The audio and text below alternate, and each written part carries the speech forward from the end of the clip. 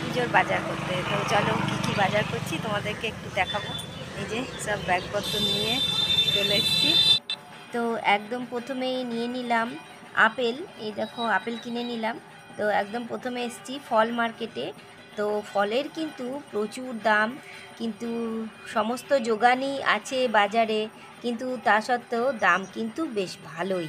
আর বাজারে দেখতে পাচ্ছ কত ভিড়, কত লাইন, প্রত্যেকটা দোকানে লাইন পড়ে গেছে। আমি দশকর্মার জিনিস নেব, তো মানে এত বড় বড় লাইন পড়ে গেছে, সেই বলে বলে অনেক কষ্ট করে তবে গিয়ে গিয়ে একটু একটু করে জিনিসগুলোকে সব জোগাড় করেছি।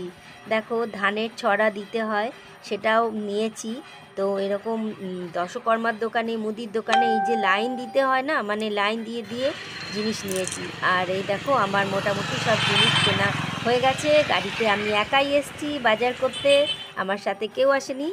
তো বাজার করে নিয়ে চলে এলাম। এই দেখো এই জিনিসগুলো কিনেছি, ফুল, খই, মুরগি, নাড়ু, মানে গুড়ের একটা শিরিন নাড়ু। আর এই দেখো আপেল, মুসুম্বি, পেয়ারা, নাশপাতি, কলা, আখ লাগেই অবশ্যই, পানি ফল আছে, এই দেখো পানি ফল, তো শশা, আরও সব রকম ফল টল দিয়ে, নারকেলও কিনেছি, সবই জোগাড় করেছি। আর এই ফল টলগুলো নিয়ে রেডি করে নিয়েছি, একটা আলাদা ঝুড়িতে রেখেছি, আর এই জিনিসগুলো আলাদা রেখেছি, আর এটাতে রেখেছি দশকর্মার জিনিসগুলো। তো এখানে যেমন ওই যে সুপুরি, তারপরে হর্তকি, তিল, এইসব এসব রেখেছি। আর দিয়ে দেখো লক্ষ্মী পুজোর দিন এইবার সকালবেলায় স্নান টান করে ঘরের সব কাজ একাই সেরে তারপরে খড়িমাটিটা ভিজিয়ে রেখেছিলাম, খড়িমাটিটা ভিজিয়ে এবার বসেছি আলপনা দিতে। তো একদম প্রথমেই ঠাকুরের কাছে আলপনা দিতে হয়, সেই কারণে ঠাকুরের আসন যেখানে বসাবো সেখানে আলপনা দিয়ে নিলাম। তারপরে এবার চলে এসেছি আমার মেন দুয়ারে, দুয়ারে আলপনা দিলাম, দিয়ে তারপরে আবার চলে এলাম ঠাকুরের এখানে। এবার তো ঠাকুরের পূর্ণিমা লেগে গেছে, এবার আমি ঠাকুরের আসনটা বসাচ্ছি। তো এই পাশে দেখো নারকেলও কুড়িয়ে নিয়েছি। তো নারকেল কোড়ানো হয়ে গেছে, মানে বানাবো নাড়ু, তার আগে ভাবলাম পূর্ণিমা লেগে গেছে, ঠাকুরের আসনটা এবার বসিয়ে নিই। তো আলপনাটাও বেশ সুন্দর শুকিয়ে গেছে, এবার আমি বসাচ্ছি ঠাকুরের আসনটা। তো একটু ধান দিয়ে তারপরে বসাতে হয়। তো আমি এখানে দেখো লক্ষ্মী ঠাকুর কিনে এনেছি। এই লক্ষ্মী ঠাকুর আমার খুব ভালো লাগছিল, মাটির প্রতিমা।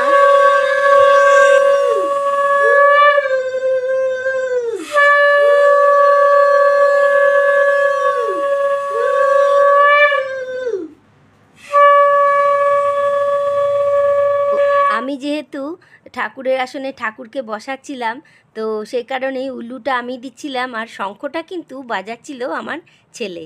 তো এবার বাকি সব জোগাড়গুলো করছি। তো তার মধ্যে দেখো সিঁদুর গুলে নিয়েছি, নিয়ে ঠাকুরের ঘটে সিঁদুর দিয়ে আমি মঙ্গল ঘট এটা তৈরি করছি। তো দেখো এরকমভাবে এঁকে নিতে হয়, এগুলো আঁকছি। তো এইগুলোই হচ্ছে পুজোর কাজ। তো সমস্ত পুজোর কাজ যা কিছু যাবতীয় সবটাই কিন্তু আমি নিজে হাতে, একা হাতে সবটা করি, একটুকুও অন্য কেউ করে না, সমস্তটাই আমি করি। তো এই দেখো হরিতকিটা ঘটে জল দিয়ে তার মধ্যে দিয়ে দিয়েছি, আর আমের পল্লবেও সিঁদুরের ফোঁটা দিয়ে দিয়েছি, দিয়ে এটাকে রেডি করে নিলাম। এইবার এই যে লক্ষ্মী ঠাকুর বসানো হয়েছে, দেখো ঠাকুরের আসনে পান পাতা, সুপারি সব দেয়া হয়ে গেছে, আলপনাও মোটামুটি শুকিয়ে গেছে, আর আমি কিছু লুচিও ভেজে নিয়েছি। এরপরে নারকেল নাড়ু বানাবো। তো ধীরে ধীরে একে একে সমস্ত জোগাড় করছি।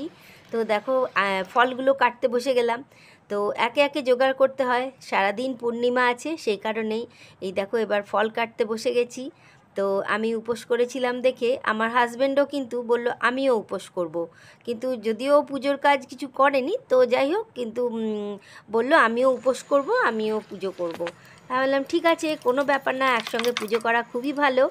আর এই দেখো লক্ষ্মী ঠাকুরের তো আখ দিতেই হয় পুজোতে, সেই কারণে আখটা কেটে নিলাম। এই যে নারকেল নাড়ু তৈরি হচ্ছে, সাদা নাড়ু তৈরি হয়ে গেছে, এবার বানাচ্ছি গুড়ের নাড়ু। তো যাই হোক, দেখো এবার গুড়ের নাড়ুগুলো পাকিয়ে নিই।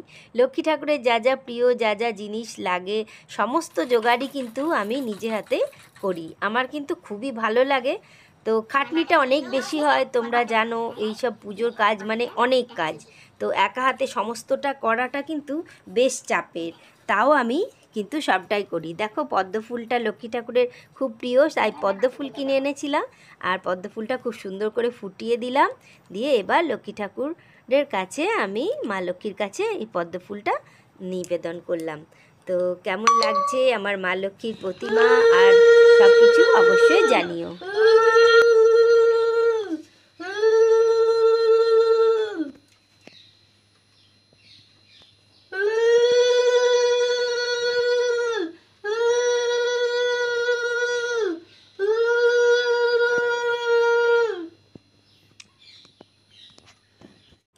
এরপর আমি আমার ঘরের মা লক্ষ্মীকে নিজেই স্থাপন করে নিজেই পুজো করতে শুরু করলাম।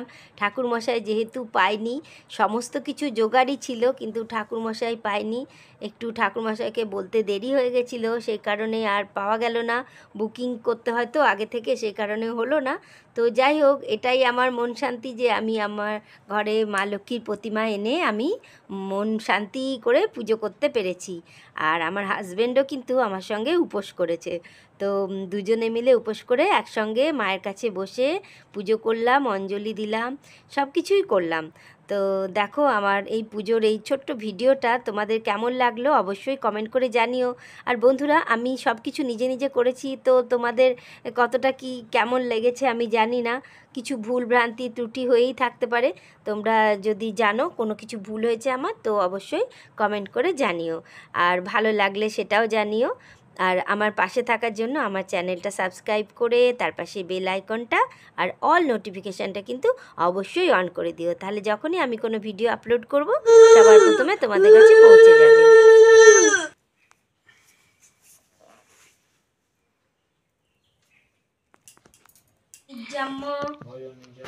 সৌম্যয় পদ্মাসনাস্থং ধায়চ শ্রিয়ং তৈলক্য মাতরম গৌরবর্ণং সুরূপঞ্চং সর্বলঙ্কার ভূষিত। হচ্ছে প্রণাম মন্ত্র।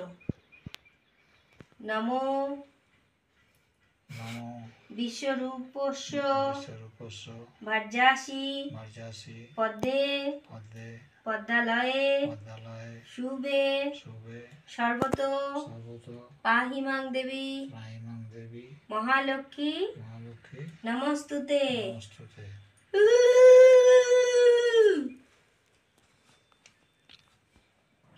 এবার মাকে পঞ্চপ্রদীপ দিয়ে আরতি করব।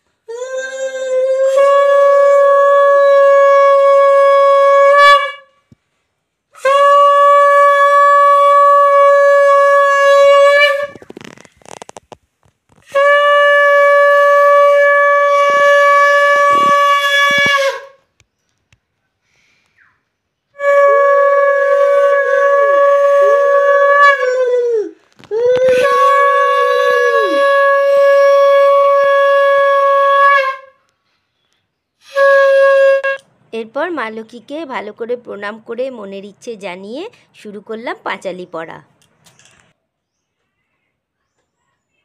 দোল পূর্ণিমা নিশি নির্মল আকাশ, মৃদুমন্দ হইতেছে মলয় বাতাস, লক্ষ্মী দেবী বামে করি বসি নারায়ণ, কইতেছে নানা কথা সুখে আলাপন, হেনকালে বিনা নিয়ে আসে মণিবর, নারায়ণের সাক্ষাতে কহিল বিস্তর, তারপর করজোরে করিয়া প্রণতি, কহিল নারদ মুনি নারায়ণের প্রতি, কহ মাতা এ কেমন তোমার বিচার, চঞ্চলা চপলা প্রায় ফিরি দ্বারে দ্বার, পলকে তরে তব নাহি কোনো স্থিতি, মর্তবাসী সদা তাই ভুগিছে দুর্গতি, সতত কুক্রিয়া যত নরনারী। বন্ধুরা, এইভাবেই আমি আমার ঘরের লক্ষ্মী পুজো সমাপ্ত করেছি। তারপরে সবাই একে একে প্রসাদ গ্রহণ করেছি। তো আমার এই ভিডিওটা যদি তোমাদের ভালো লেগে থাকে অবশ্যই লাইক করে দিও, আর আমার পাশে থাকার জন্য আমার চ্যানেলটা সাবস্ক্রাইব করে তার পাশে বেল আইকনটা অবশ্যই প্রেস করে দিও। এতক্ষণ আমার সঙ্গে থাকার জন্য তোমাদেরকে অসংখ্য ধন্যবাদ।